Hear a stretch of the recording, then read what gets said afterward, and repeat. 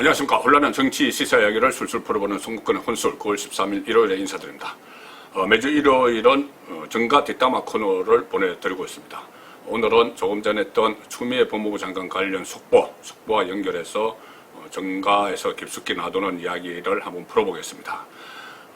조금 전에 추미애 법무부 장관이 SNS, 페이스북을 통해서 입장문을 발표를 했습니다. 그 입장문은 아들의 병역 관련 문제에 대해서 군 특혜 복무 의혹이죠.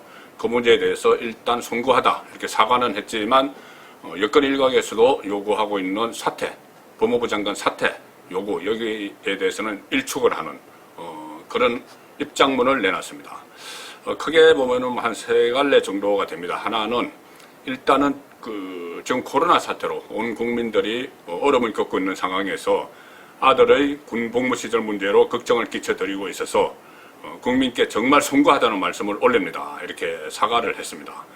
그리고 그동안 본인이 이 말을 아낀 이유, 아들 문제에 대해서 기자들이 막 물어도 출근 시간에 막 물어도 대답을 하지 않았죠. 그 이유에 대해서는 법무부 장관으로서 현재 진행 중인 검찰 수사에 영향을 주어서는 안 된다는 우려 때문이었다. 이렇게 이야기하면서 아들의 입대 과정 그리고 병가 과정을 쭉 설명을 합니다. 그러면서 검찰 수사에 아들은 최선을 다해서 응하고 있고 검찰은 누구도 어색하지 말고 누구도 본인을 이야기하겠죠.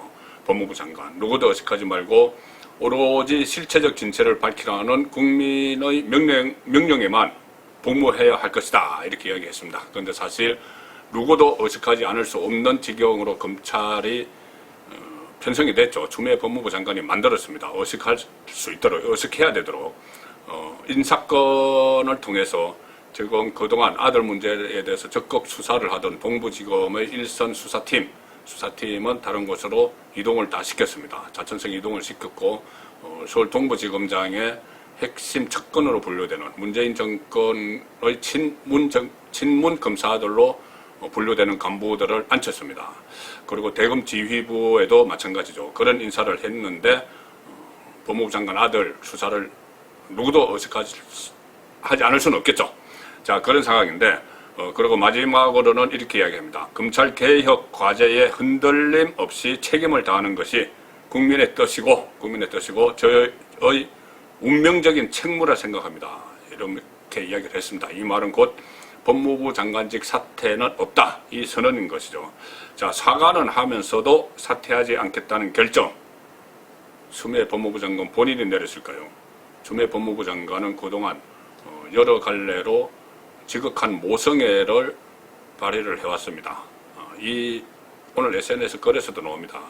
남편 서성한 변호사가 교통사고로 다리가 성치 않는데 한쪽 다리가 되어주고자 결혼을 했다. 그런데 아들마저도 이 무릎이 양쪽 무릎이 안 좋아서 이런 일이 생겼다는 이야기를 줄줄이 합니다. 그리고 아들에 대한 애정을 여러 차례 보여줬는데 자, 과연 이렇게 앞으로도 더 어떤 이혹들이 덜쳐질지 모르는데 추미애 장관이 과연 본인이 장관직을 계속 수행하기 위해서 이런 결정을 내렸을까요? 송구하다고 하면서 장관직은 유지하는 결정. 그렇지는 않겠죠.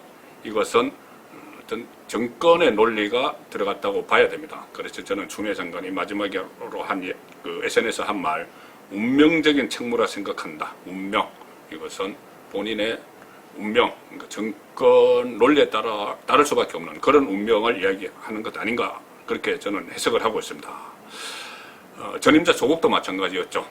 만신창이가 되면서 정말 아들, 딸, 가족들 전부 만신창이가 되고 부인이 구속까지 되는 그런 상황에서도 법무부 장관을 사퇴하지 않았습니다. 아니, 정확히 말하면 사퇴하지 못한 겁니다. 정권 논리에 따라야 하기 때문입니다. 만약에 이 국무위원회 딱 임명이 되는 순간 정권과 공동 운명체고 만약에 거기서 벗어나게 되면은 그것은 정권 논리를 떠나는 것이기 때문에 본인이나 정권이나 상당히 좋지 않은 그런 결론이 옵니다.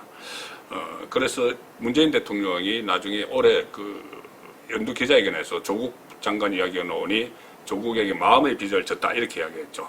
지금까지 겪었던 고초만으로도 저는 아주 크게 마음의 빚을 졌다고 생각합니다. 이런 이야기 했는데 그 마음의 빚이라는 것이 결국은 그 고초를 겪었던 이유 문재인 대통령의 생각에 고초죠. 그 뭐 어떻게 보면 당연한 일인데 고초를 겪었다고 겪은 이유가 정권 유지를 위해서 개인을 희생시켰다. 그런 의미이기도 한 겁니다. 정권 논리에 따르기 위해서 개인이 희생됐다. 그래서 고초라는 말을 쓰는지도 모르겠습니다. 당시 정권의 논리는 그 세 갈래로 작동을 했다고 볼 수가 있었죠. 하나는 조국이 사퇴하면은 조기 레임덕이 온다. 여론에 밀려서 사퇴를 하면은. 그리고 두 번째는 조국을 포스트 문재인으로까지 생각을 했고 여러 사람 중에 한 명 호남의 지지를 받는 그 PK 주자 이렇게 생각을 했는데 후계 구도에 차질이 온다. 그리고 가장 큰 이유는 아마도 조국이 떠나면 살아있는 권력을 수사하는 윤석열 검찰총장을 견제할 수 없다. 이런 그 정권의 세 갈래 논리에 의해서 사퇴시키지 않고 있다가 결국 사퇴를 한 것도 정권 차원의 결정이었습니다. 왜 그러냐면은 당시 조국이 사퇴하던 시점에 문재인 대통령 국정운영 지지율이 최저를 기록했죠. 갤럽 조사 기준으로 하면은 39%, 30%대까지 떨어지는 그 순간에 조국을 퇴진시키면서 국면을 전환시켰습니다. 그것도 정권 논리에 의한 것이죠. 자, 추미애의 운명도 결국은 마찬가지입니다. 지금 정권 논리에 따르고 있는 겁니다. 문재인 대통령 같은 경우에 보시면은 국민을 향해서는 침묵하고 있습니다. 얼마 전에 민주당 이낙연 대표를 비롯해서 당직자들을 만난 자리에서도 추미애 추자도 꺼내지 않았죠. 서로가 꺼내지 않았습니다. 국민을 향해서는 침묵을 하지만은 청와대 안에서는 침묵하지 않을 겁니다. 여러 가지 국리를 하고 있겠죠. 정치적인 책략을 막 짰을 겁니다. 책략을 딴 결과가 결국은 추미애의 개인적인 송구, 사과 표명이고 사퇴는 없다. 이것을 아마 정리를 했을 겁니다.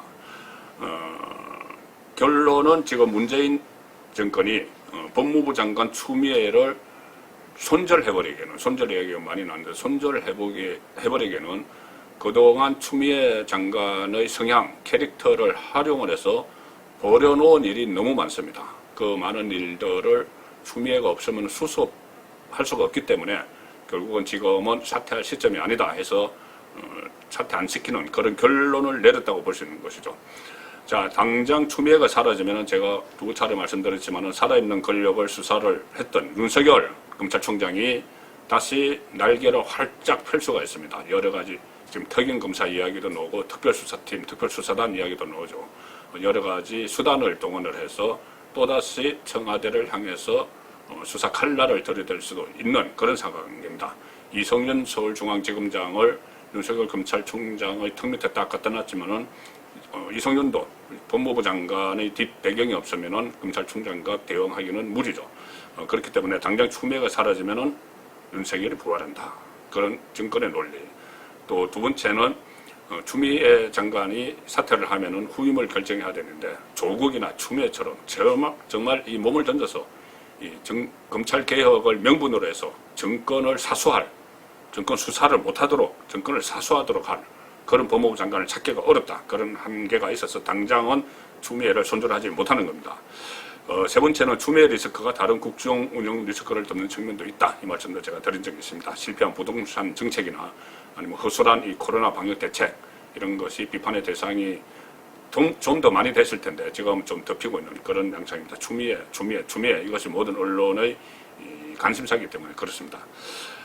또 여기에 가장 중요한 게 있습니다. 레임덕을 방지하기 위해서는 열성 지지자들을 끌어모아야 되는데 그 열성 지지자들을 끌어모으는데 추미애가 활용이 되고 있습니다. 과거에 조국 수호 해서 대검 앞에서 막 집회를 벌였던 것처럼 지금 코로나 사태 때문에 집회는 못 벌이고 있지만 어떤 인터넷상에서 열성 지지자들이 나도 추미애다 이런 이야기도 하고 심지어 얼토당토 않는 논리로 막 보호를 합니다. 정청래 의원 같은 경우는 무슨 김치찌개 빨리 달라고 한 것이 청탁이냐 민원이냐 이런 해괴망측한 그런 논리를 막 갖다 대면서 이 추미애를 보호하는 것 이것은 결국은 열성 지지층의 결집이죠. 오히려 추미애가 지금 사라져버리면 열성 지지층을 결집할 계기가 없습니다. 직감 문제, 이런 정책 문제, 코로나 문제 이런 거 가지고 열성 지지층을 결집하기는 어렵죠. 사람의 문제로 해야 됩니다. 사람의 문제로 해서 인사 문제, 퇴진이냐 아니면 수호냐 이런 막 양측을 또 편가르게 하면서 열성지지층을 규합을 해서 레임덕을 방지를 하는 그런 작업을 위해서도 지금 추미애를 버릴 때는 아닌 것이죠. 그러는 사이에 추미애 장관은 조국과 비슷한 운명을 갈 수밖에 없습니다. 추미애의 운명. 언론이 경쟁적으로 지금 주변을 취재를 하고 있죠. 그리고 야당도 선명성을 보이기 위해서라도 추미애 사퇴를 계속 요구를 하면서 여러 가지 정치적 공세를 멈출 수가 없는 상황입니다. 그 상황에서 내일부터 국회 대정부 질문이 시작됩니다. 그러면은 또 추미애를 위한 추미애의 그 대정부 질문이 돼버릴 겁니다. 국회가 온통 추미애 이렇게 될 거고 언론에서도 그럴 텐데 추미애는 버텨야 됩니다. 장관직을 사퇴할 수가 없죠. 정권의 논리에 따라서 그렇습니다. 그런데 결말은 조국과 같은 길을 갈 수밖에 없는 또 운명입니다. 어느 시점이 되면은 추미애 장관도 정권의 논리에서 토사구팽될 그런 운명인 것이죠. 순간에 혼술했습니다.